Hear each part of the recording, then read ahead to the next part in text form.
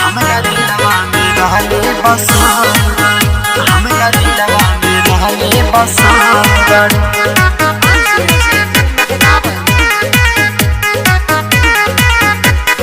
चौकी के आटा तू खातारू दिन दिन रानी चिकना तारू दिन रानी चिकना तारू कौन चौकी के आटा तू खातारू दिन दिन रानी चिकना तारू जब से देखली नजर में धसल बारू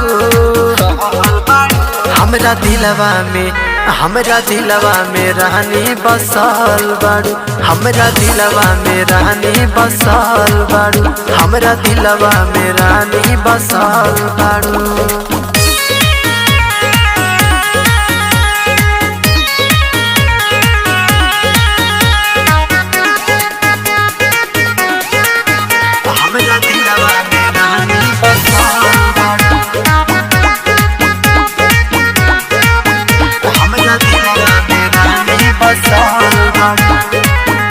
यही उमरिया में बारू बामा गोला हो कबो खालू चाट चाउमीन कबो खालू छोला हो कबो खालू छोला हो यही उमरिया में बारू बामा गोला हो कबो खालू चाट चाउमीन कबो खालू छोला खाके किसमिस बादाम तू तो कौशल बाड़ू हमरा दिलवा में रानी बसल बाड़ू हमरा दिलवा में रानी बसल बाड़ू हमरा दिलवा में रानी बसल बाड़ू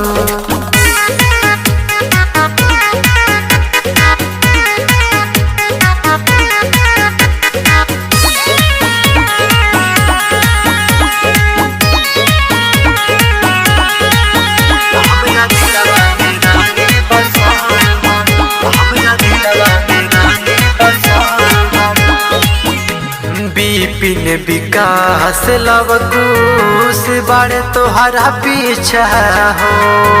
हमके बता दहरानी का बड़े इच्छा हो का बड़े इच्छा हो रूप चंद्र राम की सुन जी बाड़े तोहरा पीछा हो हमके बता दहरानी का बड़े इच्छा लागे किस्मत में तू ही लिखल बाड़ू